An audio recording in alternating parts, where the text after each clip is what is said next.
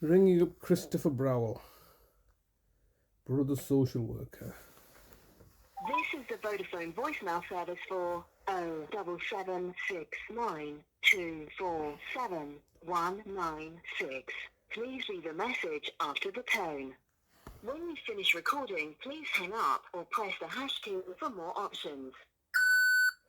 Yes, hello, Mr. Browell. It's Mr. Hussein here, once again, leaving yourself another daily message like a broken record. Today is Sunday, the 1st of September 2024, and you've now kidnapped my brother for over 392 days, I believe, whilst you're holding him detained in your private prison at Sunningdale Care Home, which is operated as your private ghetto or a private fiefdom, where you can dictate terms and yet fail to recognize my brother's basic human rights. I mean, you're forcibly providing him with services that he's not asked for or requested are at cost to him for your financial benefit while you're controlling all his money and money supply. This is completely unprecedented and ridiculous because you, the local authority, should not be in a position to be a financial deputy for anybody. This is one of the reasons that they're supposed to be independent financial deputies up and down the country that can remain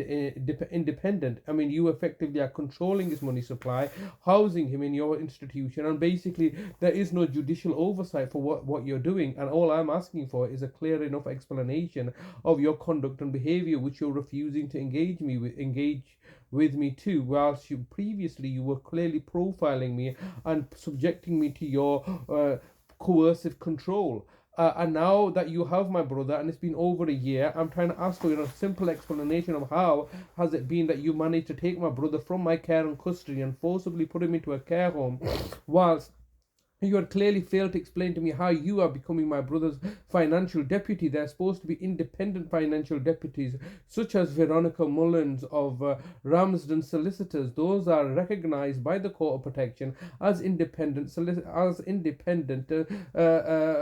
bodies, or purportedly independent bodies. Clearly, there is no true independence. But what's the point of having independent deputies when the reality is that you've just sideswept them and taken control of the situation because you had already utilized that card of Veronica Mullen becoming financial deputy for my mother, with the complications that resulted in her premature death and murder. You're trying to do the same thing again in my brother's case, and then this time you've just disregarded the fact that there's supposed to be independent oversight. There is no independent oversight, and this is the damning problematic thing, that you, the organ of the state, as a local authority claiming to be the city of culture, can simply come to somebody's house, abduct them and disappear them without any judicial oversight or without any clear legal framework in place. And now over a year I'm leaving you daily messages. You can tell that this is absolutely alarming and distressing to both me, my sister, and us as a family unit, no doubt to my brother, who's not clear enough about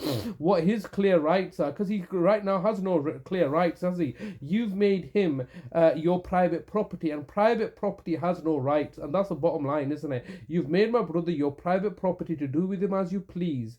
Put him in any location, house him in any location that you deem fit, and is in your corporate best interest, whilst you take all his money, and then subject him to torture and villainy by refusing to give him contact with his family, namely myself, as his nearest relative and carer. I mean, I'm mindful the fact that the last time you attempted to do something similar was in 2018, was exactly on the 3rd of August 2018, when I myself had raised a safeguarding alert that my brother's being neglected while you had commissioned the services of our nefarious evil brother Adalat then.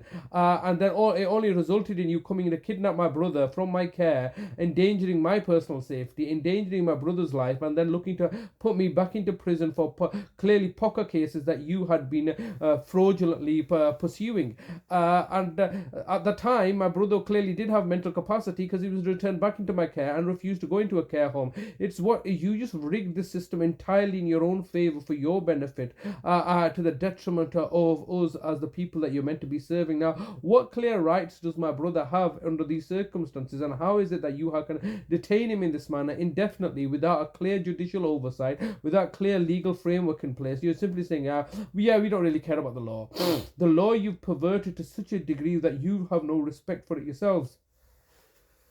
Excuse me. You have no respect for the laws that you purport to be working under, and yet you continue.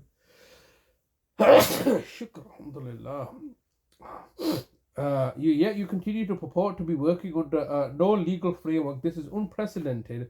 And because you've put us into this unprecedented situation, I can equally look to charge you an unprecedented amount of £1 million a day now. And because you have to be held accountable for your rogue actions, you are acting against any legal principle or any principle of justice and fairness. What you're doing is torturing my brother just so you can utilize the vehicle of the local authority to achieve your own personal vendetta against me, and feel emotionally charged whilst hiding behind the corporate veil. It is the local authority that you, as the vehicle that you're using, and you're refusing to explain to me who the decision maker is. So I don't really care if it's Mark Truin or Nadia Khan or anybody else in the council at senior level. I don't really care. Ultimately, the local authority whom you are utilizing as the vehicle is responsible for the actions that you are taking. 15 seconds recording time remaining.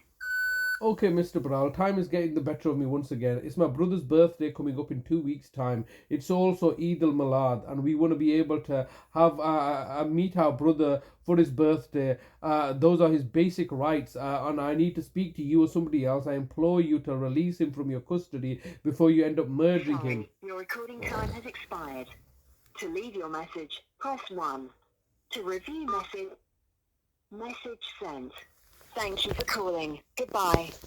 Every single day going through the same Groundhog Day bullshit. Every single day they just refuse to engage with me because they know the fact that they've done something illegal and unlawful, and they want me to shut up whilst they continue to perpetuate the situation of degradation and humiliation.